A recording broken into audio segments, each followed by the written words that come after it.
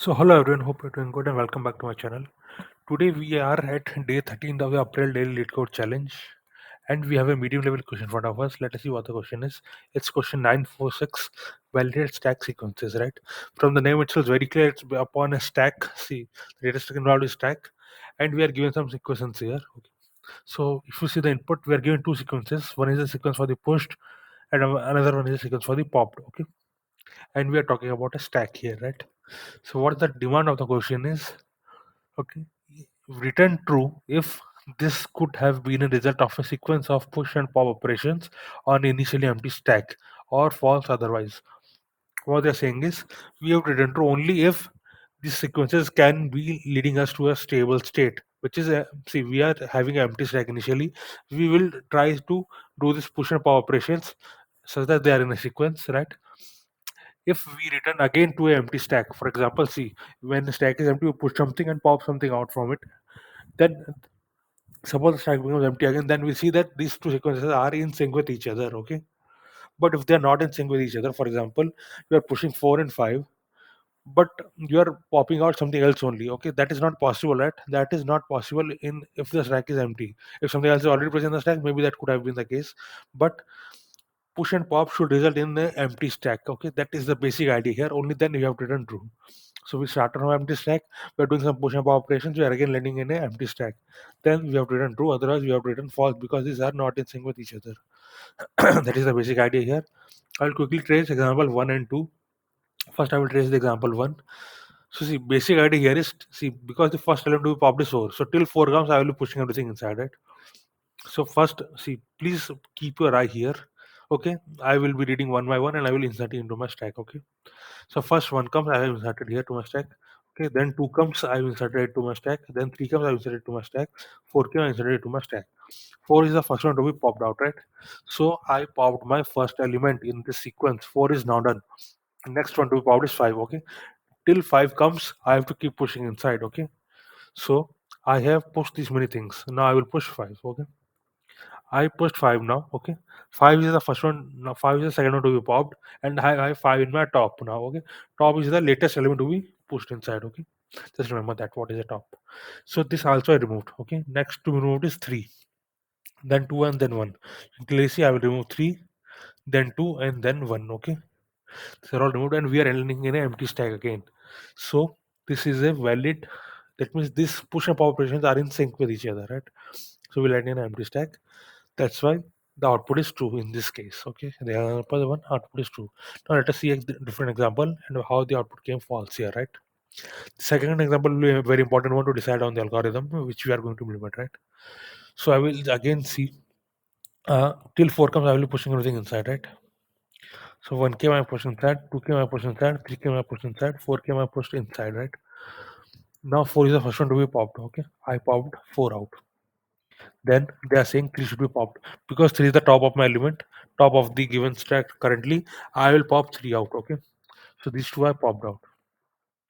Next they are saying 5. 5 is not my top currently, so I will allow the new elements to be to come inside. So these many elements I've already inserted. I will insert this now. Okay, if you have been following my words along, you will know how which algorithm we are proceeding towards. Right now, you can clearly see the top of the current stack is to be popped out. Okay, I popped out 2. Popped out 5. Then they are saying pop out 1. 1 is not my current top. Okay, 1 is not my current top. So what I will do, allow other elements to be pushed inside, but I have exhausted this as well. Okay, I am not able to come this operations. I am not able to proceed because I can pop only the topmost element. Topmost element is 2, but they're asking to pop 1. Okay, that means there is a mismatch here. Okay, 1 cannot be popped before 2. Clearly see here. This is the one which cannot be powered before 2. 2 should be powered first because this is the sequence in which we inserted them, right? That means these are not in sync with each other. That's why we are written false here.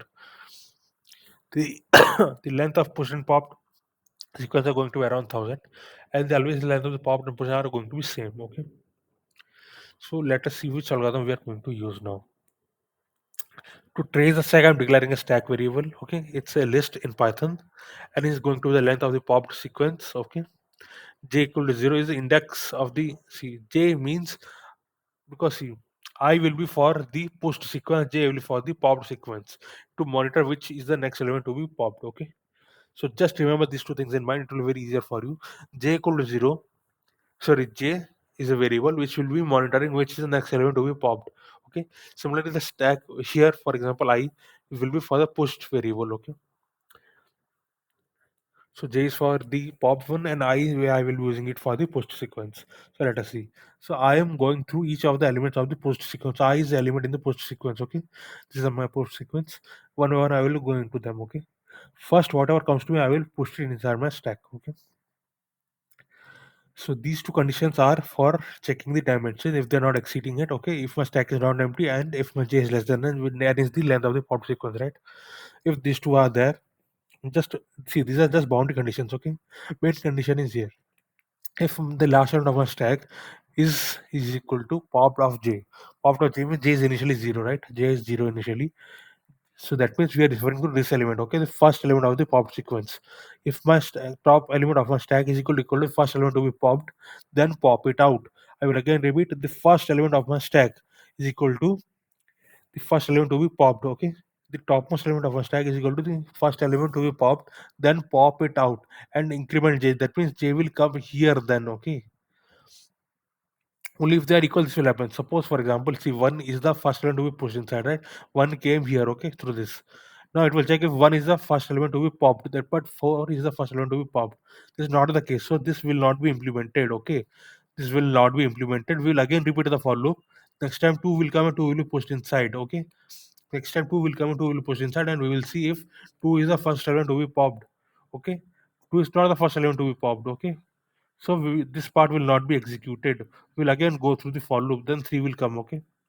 Then 3 will be matched if 3, which is the topmost element of the stack, is the first element to be popped, which is 4. Okay. See, this is always going to be 4, right? This is not the case. So this also will be pushed inside. Finally, 4 will come. Okay. 4 will pop inside my stack, and now this condition will be true.